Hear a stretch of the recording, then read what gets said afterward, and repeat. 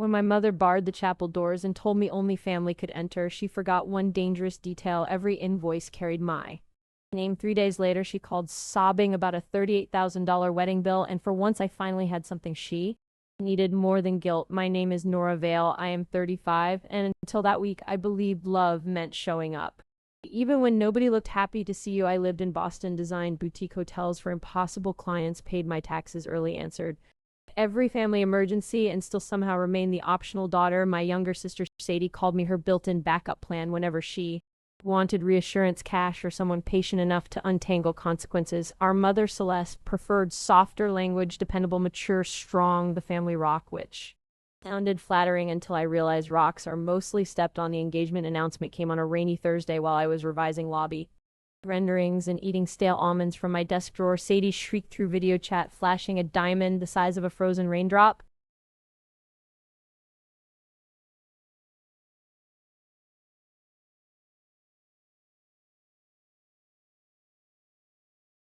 My mother had already started auditioning for her role in their perfect Southern alliance. I congratulated Sadie honestly because I loved her, because old habits die slowly, and because hope can survive in terrible conditions for embarrassingly long. Then I asked the simplest question in the world: when should I book my flight home? And why did everyone suddenly look away? Sadie said the date was September 14th. Voice: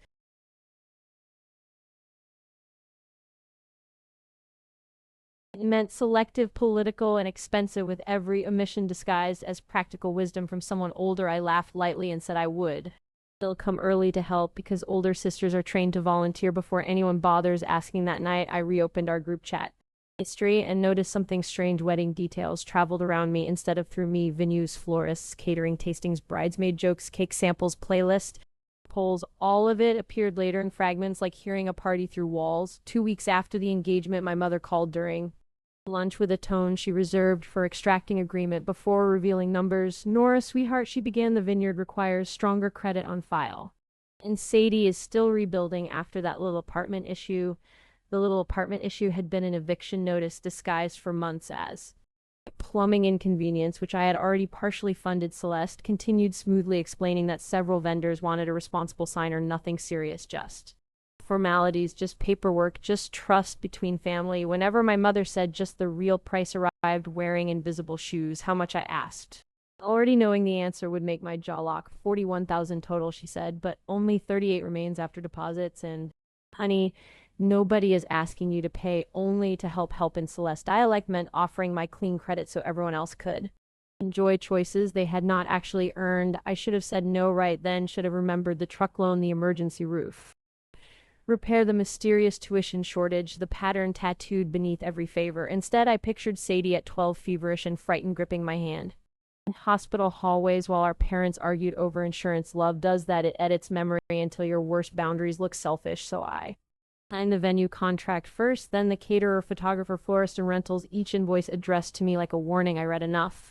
to understand deposits were paid immediately, balances due within 5 business days after the event, then signed anyway. When the emails arrived confirming everything, Sadie sent exactly one heart emoji, and our mother sent none. Planning accelerated without me, but the distance felt intentional now, almost choreographed, as if my role ended once my signature cleared. I was not added to the bridal party thread, though Sadie claimed it was because things were getting chaotic. I was not asked to choose a dress, give a toast, attend tastings, or review seating, though I knew logistics better than everyone involved. Weeks passed, and every time I called, somebody was rushing somewhere, leaving for an appointment, stepping into another room, losing signal. The silence grew organized. Then 2 Fridays before the wedding, Sadie posted rehearsal dinner inspiration on social media with the caption, "All my people under one roof." Soon the comments poured in from cousins, college friends, grants, relatives, even our dentist's wife. And I stared too long at the phrase "all my people." I was not tagged. I told myself not being tagged meant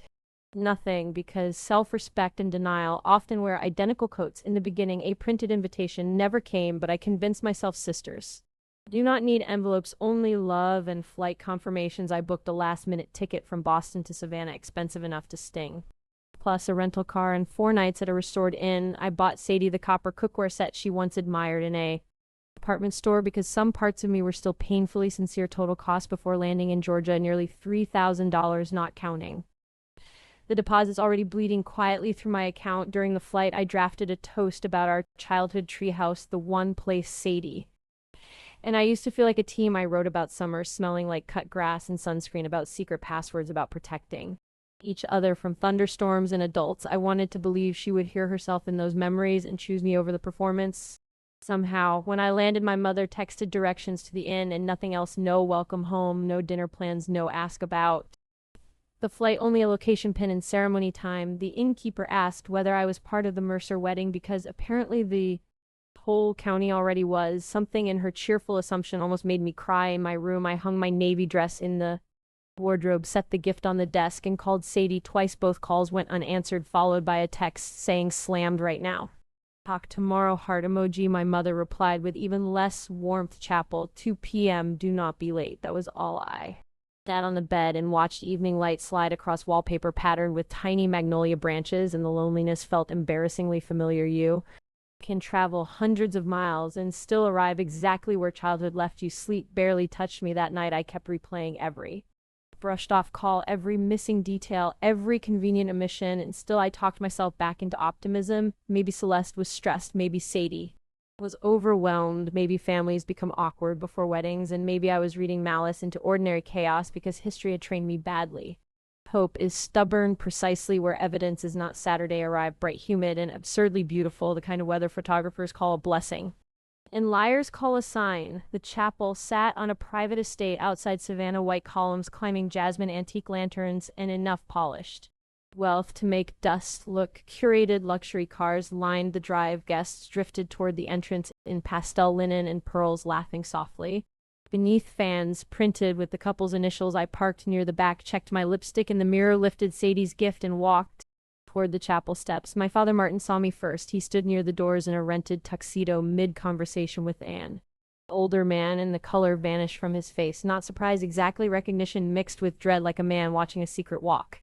Toward daylight, he excused himself and disappeared inside without waving. My stomach tightened so quickly I almost turned around. Then the chapel doors opened and my mother stepped outside wearing pale gold silk, and the expression she used for debt collectors. She stopped directly in front of me, not touching, not smiling, not moving aside. Nora, she said quietly, what are you doing here? For one strange second I thought she was joking. I laughed a little and lifted the wrapped gift like proof. I am here for Sadie's wedding, I said.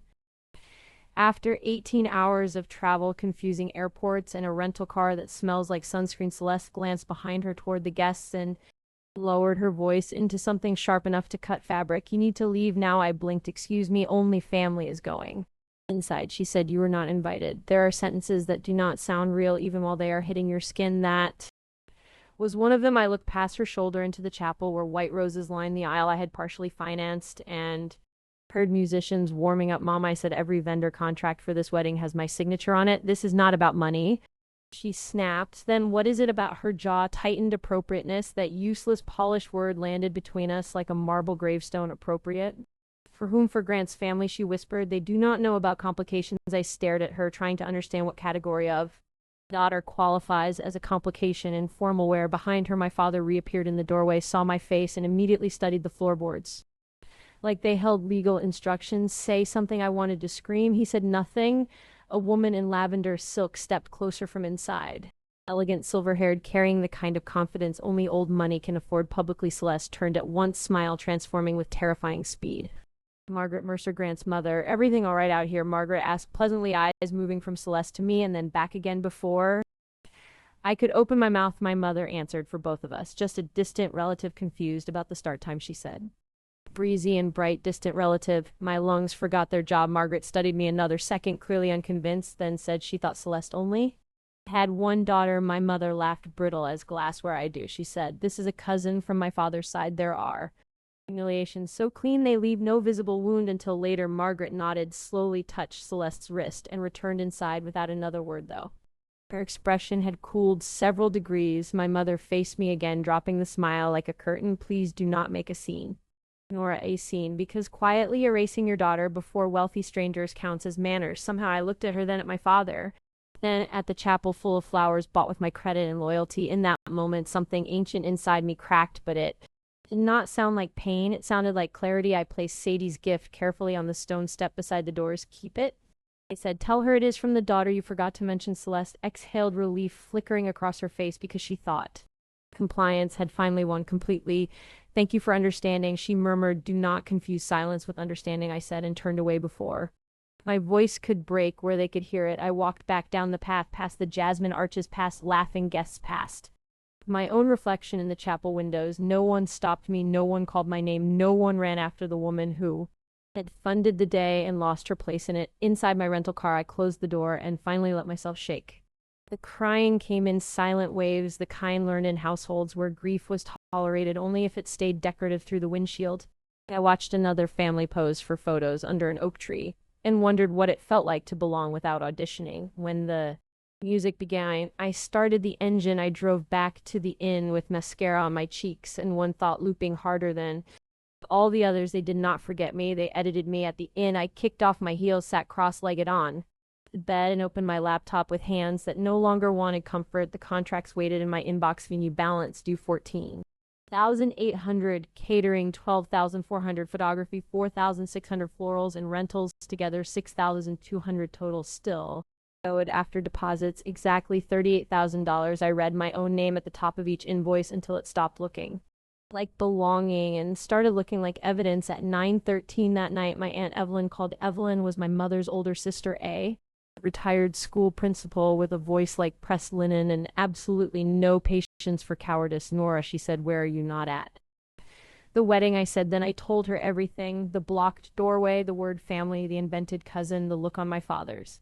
face. The silence that followed Evelyn did not interrupt once. When I finished, I heard only measured breathing and the faint clink of ice in what was probably her outraged bourbon. Finally, she said, your mother stood up at dinner tonight and thanked our tiny family, Martin, Sadie, and herself. Not my name, not even an accidental mention. Then Evelyn asked whose name was on the contracts. Mine. I said all of them. Another pause, longer this time, but different, strategic. Then listen to me carefully, Nora. If they told a room full of people you are not family, then family can pay its own bill. The sentence landed like a match in a dark room. I was still hurt, still shaking, still heartbroken. In a dress I could not stand wearing another minute, but beneath the hurt, something steadier began taking shape. Authority. People think boundaries arrive as dramatic speeches, but sometimes they arrive as calm paperwork and an exhausted woman choosing not to be useful anymore. I called the venue first. The manager answered after 2 rings, cheerful from a successful event.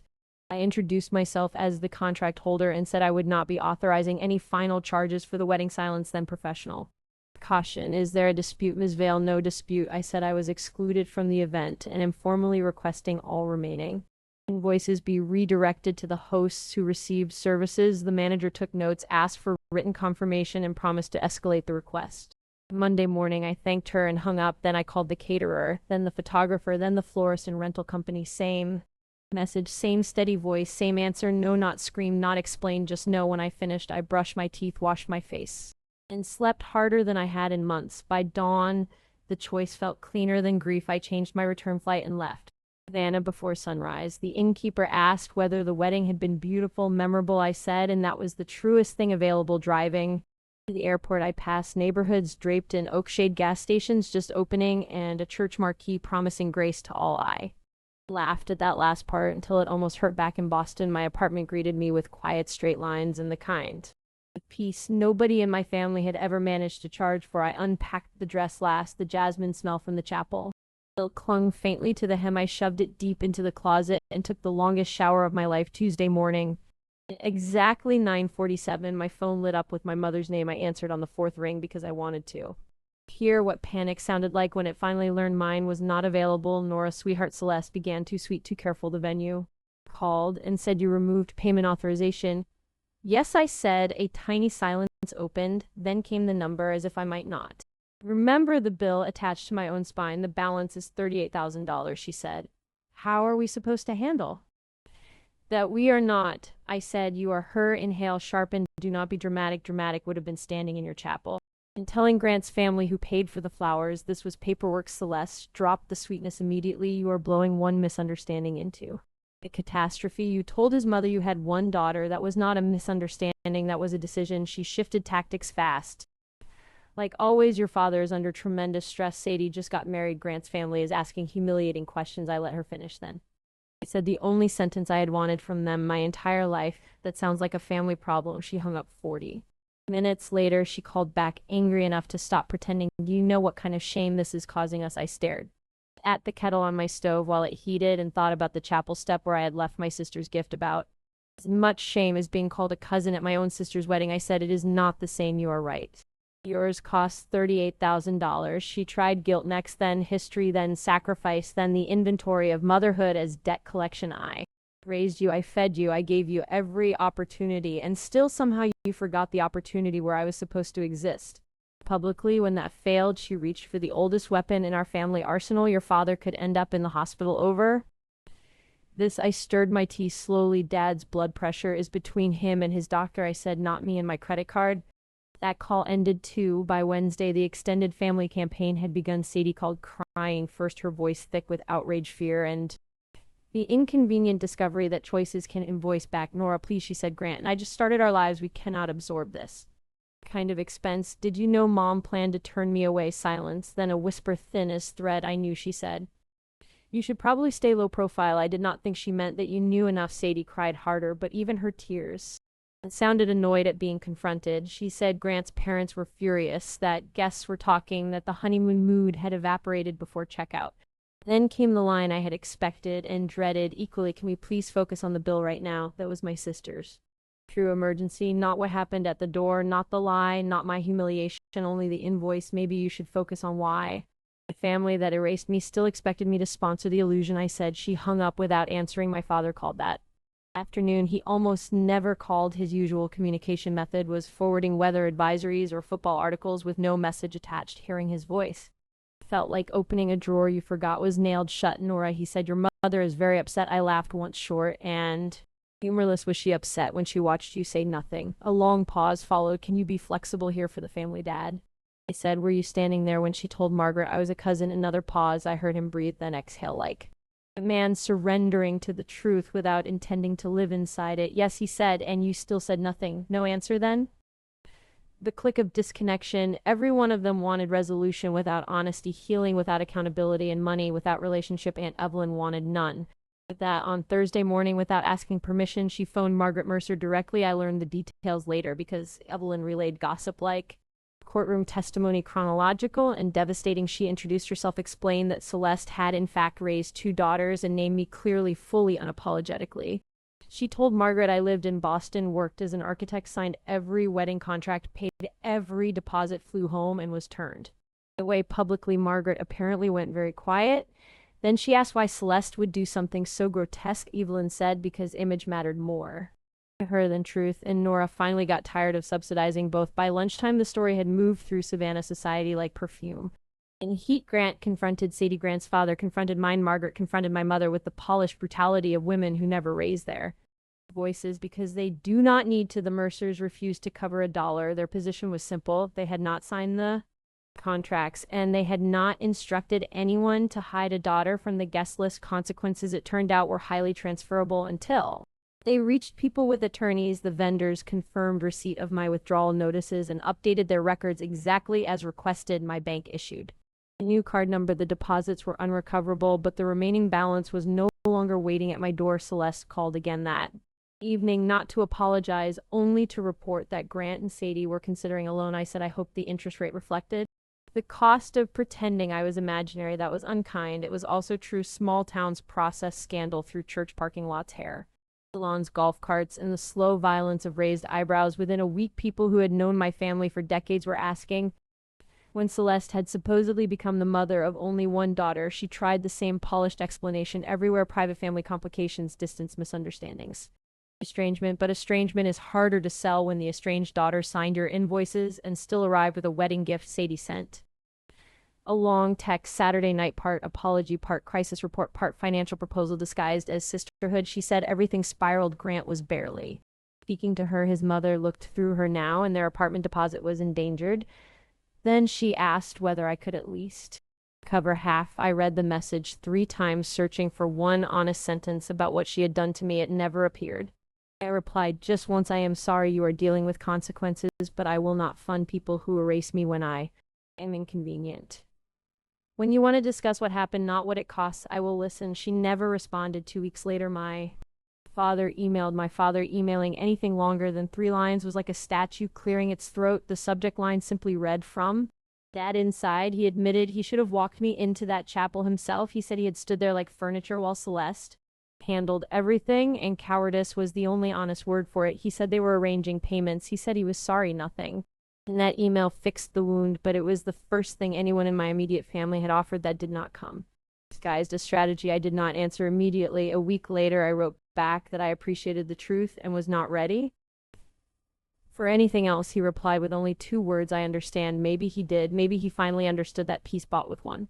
Child's dignity is not peace, only delayed damage. Wearing a cardigan, months passed. I got promoted at work. I started therapy with a woman who politely dismantled the religion of usefulness I had built my whole identity around. She said I had confused being needed with being loved. I laughed when she said it, then cried the entire subway ride home. Aunt Evelyn and I began Sunday calls that lasted exactly 1 pot of tea on my side and 2 cigarettes on hers. From her, I learned the wedding debt had become a permanent guest in my sister's marriage grant, and Sadie took a personal loan. My parents drained part of their retirement fund too. Ease the first payments. Margaret Mercer remained civil in public and glacial in private. Celeste changed churches after too many women offered sympathy. That sounded suspiciously like judgment. The story did not ruin my family. The truth simply removed the makeup. For a long time, I thought surviving my childhood had made me generous. Therapy taught me it had mostly made me available. There is a difference. Generosity is freely given availability, in families like mine gets trained through guilt, fear, and the tiny hope that this time loyalty will finally purchase tenderness. It never does. The wedding was not the first time they minimized me. It was only the first time the bill came, with enough commas to reveal the structure clearly. Sometimes people ask whether I regret not paying just to keep the peace. I ask what peace they mean. The peace where I stay useful and invisible. The peace where my mother gets to rewrite my existence for financial convenience. The peace where my sister cashes my love and calls it sisterhood. No, I do not regret the no I regret. How long it took me to learn it. 6 months after the wedding, Sadie sent one more message, not an invoice, not exactly. Photograph. She had found the copper cookware box still unopened in a hall closet at my parents' house. Beneath the photo, she wrote, I should have walked outside and brought you in myself. That sentence cost her nothing. Maybe that is why it was the first real thing she had managed to give me. I stared at it a long time before answering. You should have, I wrote. Then I set the phone down and let the silence stay. Honest, I do not know whether my mother will ever apologize in a language I can trust. Some people would rather lose a daughter than lose a version of themselves. My father still writes occasionally. Weather updates, baseball scores, one recipe for pecan pie that apparently belonged to my grandmother. Small things, tentative things, not enough, but no longer nothing. As for me, I bought a dining table last winter, solid oak, far too heavy for my apartment and absolutely perfect. The delivery men scratched the hallway paint, bringing it upstairs, and I tipped them extra because I was weirdly happy. That table seats, like, sometimes only one seat is filled. Sometimes friends crowd all of them with takeout cartons, cheap wine, and stories nobody has to earn the right to tell. Every time I wipe the surface clean, I think about the chapel doors and the woman I was walking toward them, tired, hopeful, useful, still bargaining for entry. I'm not her anymore. If you are the one always financing everyone else's comfort, swallowing every insult, translating neglect into duty, hear me clearly. Love that requires your disappearance is not love. Family that only claims you when bills arrive is not family. And the moment you stop paying for a table where your name was never set, you do not lose everything. Sometimes finally you meet yourself. That was the most expensive lesson of my life. It was also the first one that paid me back. I remember every detail even now because that was the week I stopped mistaking endurance for love and finally chose myself instead. I remember every detail even now because that was the week I stopped mistaking endurance for love and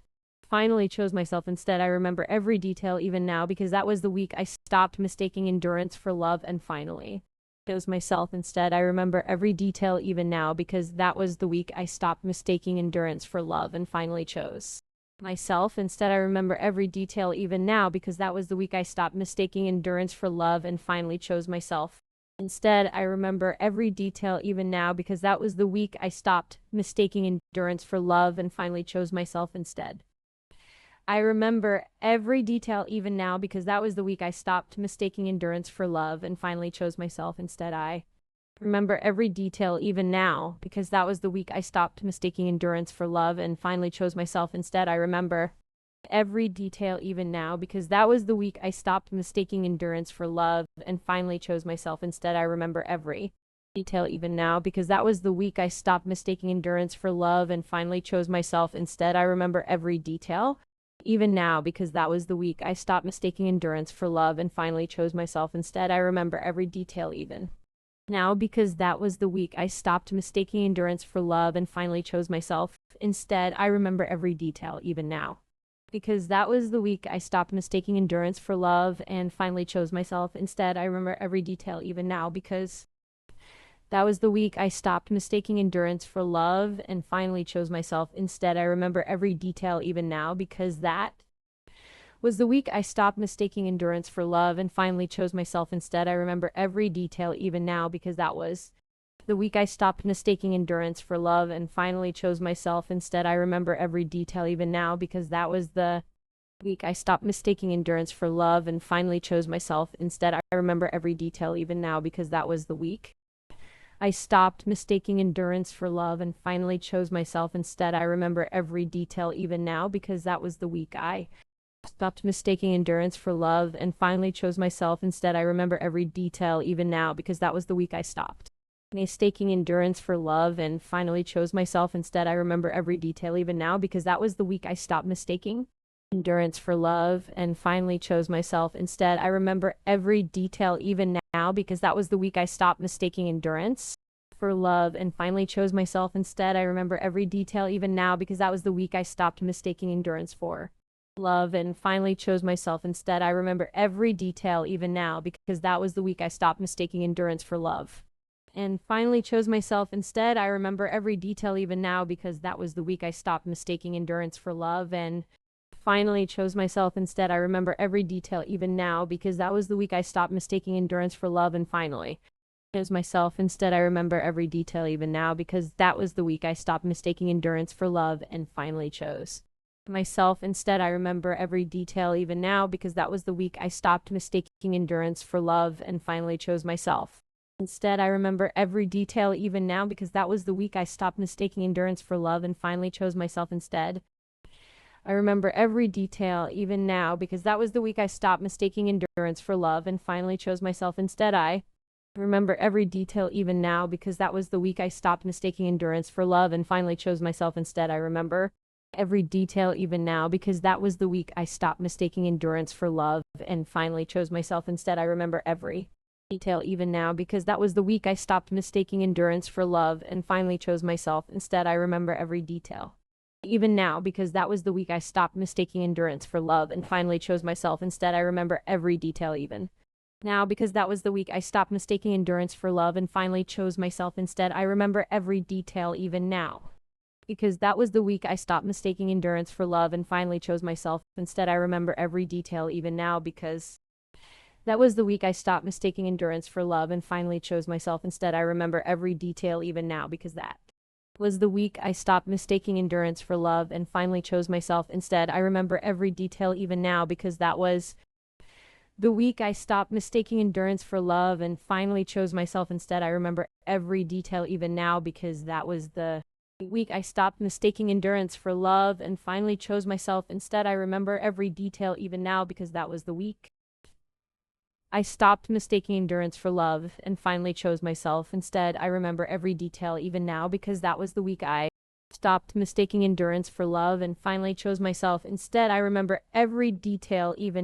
that was the week I stopped mistaking endurance for love and finally chose myself. Instead, I remember every detail even now because that was the week I stopped mistaking endurance for love and finally chose myself. Instead, I remember every detail even now because that was the week I stopped mistaking endurance for love and finally chose myself. Instead, I remember every detail even now because that was the week I stopped mistaking endurance for love and finally chose myself. Instead, I remember every detail even now because that was the week I stopped mistaking endurance for love and finally chose myself. Instead, I remember every detail even now because that was the week I stopped mistaking endurance for love and finally chose myself. Instead, I remember every detail even now because that was the week I stopped mistaking endurance for love and finally chose myself. Instead, I remember every detail even now because that was the week I stopped mistaking endurance for love and finally chose Myself instead. I remember every detail even now because that was the week I stopped mistaking endurance for love and finally chose myself. Instead, I remember every detail even now because that was the week I stopped mistaking endurance for love and finally chose myself instead. I remember every detail even now because that was the week I stopped mistaking endurance for love and finally chose myself instead.